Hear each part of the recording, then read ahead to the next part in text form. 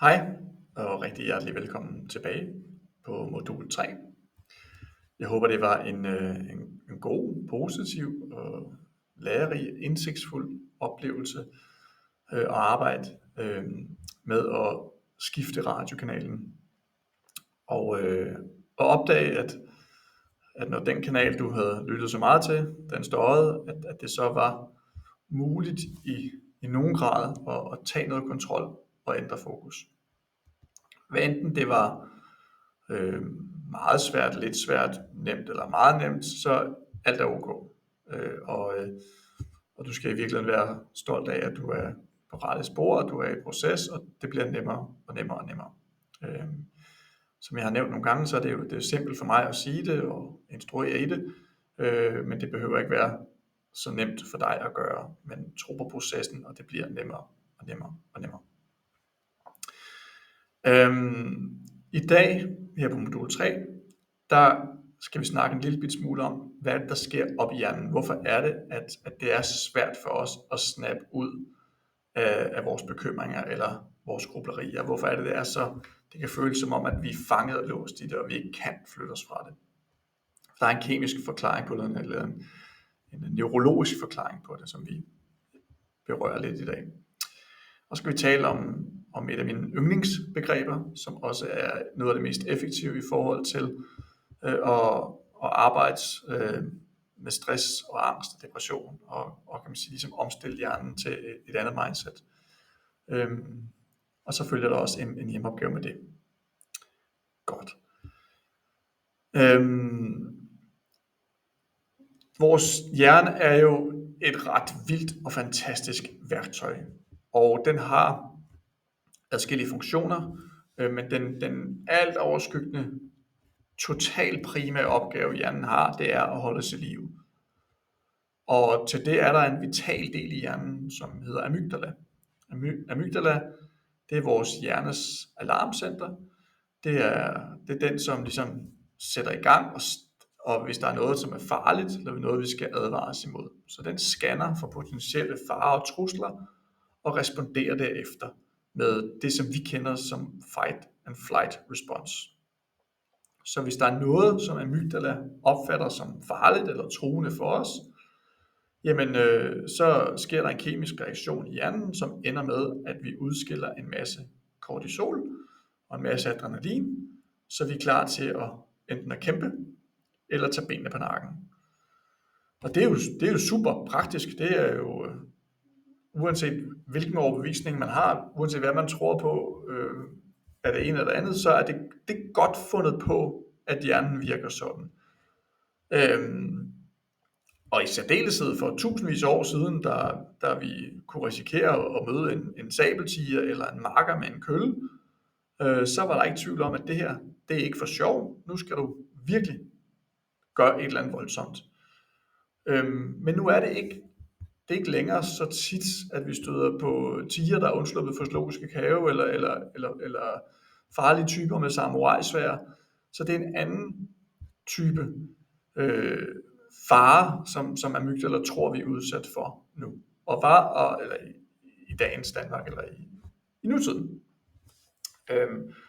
Men responsen i hjernen er jo den samme, med at der bliver udsendt kortisol og adrenalin. Og amygdala kan jo ikke kende forskel på, om det er en tiger, eller om det er en chef, der er sur. Det er lidt det samme, der sker. Og det, som I kender det på, det er, og det er meget, meget nemt at genkalde sig. Vi har alle sammen prøvet, måske nede i Netto, at der er nogen, der pludselig giver sig til at råbe af hinanden, eller det kan også være ude i trafikken, at der er pludselig fare på færre, eller en, der kører vanvittigt, eller nogen, der stiger ud af bilerne, og der kan komme slagsmål, eller noget af den dur. Drønubehageligt. Og når det sker, så kan vi alle sammen genkalde os det her, at man får et adrenalin rush, og man er super sensitiv, og man kan virkelig mærke det bruser i kroppen. Og det er jo en praktisk ting, hvis man skal være klar til at tage benene på nakken, for eksempel. Og vi har også den samme oplevelse ofte, hvis vi har en konflikt på arbejdet, eller en konflikt med chefen, eller hvad det nu måtte være. Det, som er udfordringen, er, at hjernen kan ikke kende forskel på, når vi er i den her konflikt, og den gør, som den skal, og sender noget kortisol ud i systemet, og når vi bare efterfølgende tænker på konflikten, eller tænker på, hvad konflikten kan blive til i morgen, eller i næste uge, eller om en måned. Altså vores tankemøller, som kan man sige, har offspring her i konflikten, så bliver hjernen ved med at tro, at vi er i fare. Det bliver ved med at sende adrenalin og kortisol ud i systemet. Og det er jo det overdrevne høje niveau af stresshormoner, som gør, at kroppen, kan man sige, bliver slidt af det, og vi oplever dårlig søvn og hovedpine og ændret adfærd og alle de her mange forskellige symptomer, man kan få på stress, for eksempel. Og det er jo selvfølgelig derfor, at det er super væsentligt at træne sig i at kunne snappe ud af det her tankemøller, træne sig i at kunne fjerne fokus for sine bekymringer, eller hvad det nu måtte være, som man gør for hyppigt. Det kan også være trusselsmonitorering eller symptomtjek, som vi snakker om i går. Et af de værktøjer, som jeg bruger rigtig, rigtig meget, som har en meget, meget positiv indvirkning på netop det her hormon, det er taknemmelighed. For når vi bruger taknemmelighed, så man kan sige, tankemøller, det handler ofte om det, vi frygter, eller mangler, eller det, vi skal løse, hvor taknemmelighed, det handler om det, vi allerede har, og det, vi allerede påskønner. Så der er allerede der et helt naturligt gap.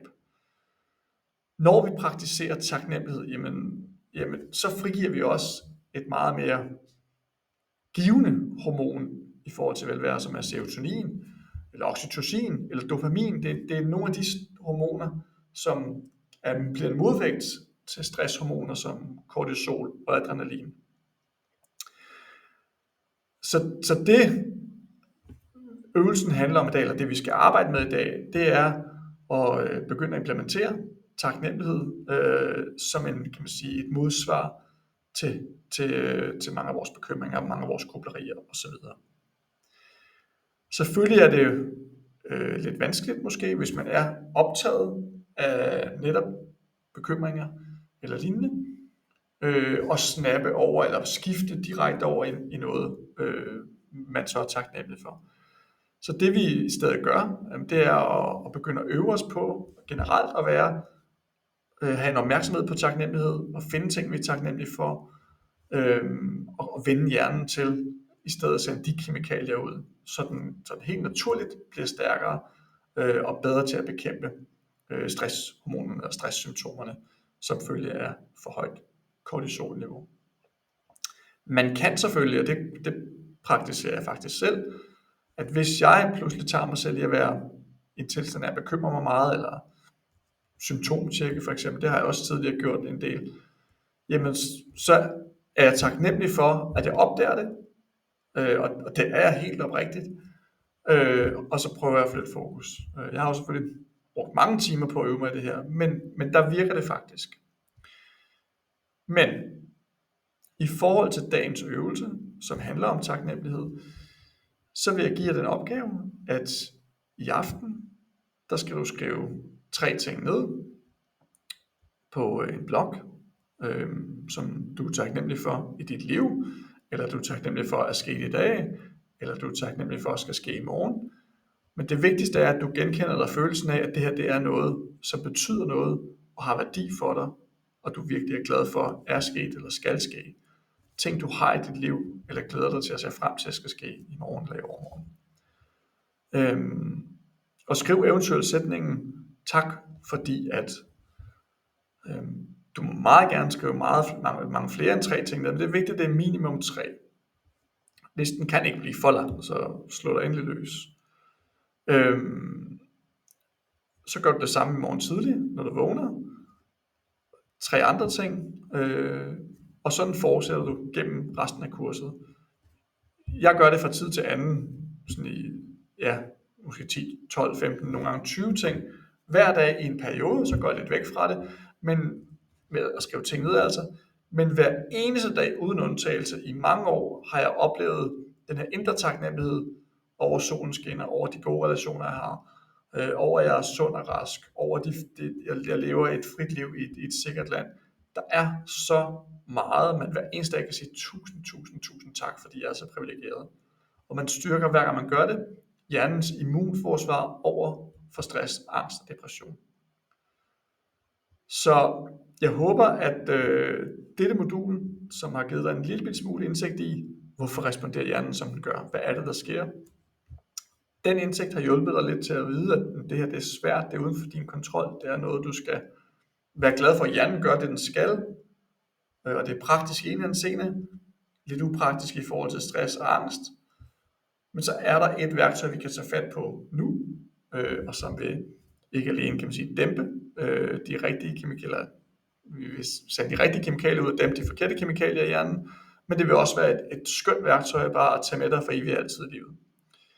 Så således opfordret til at arbejde med taknemmelighed, indtil vi ses igen på modul 4. God fornøjelse.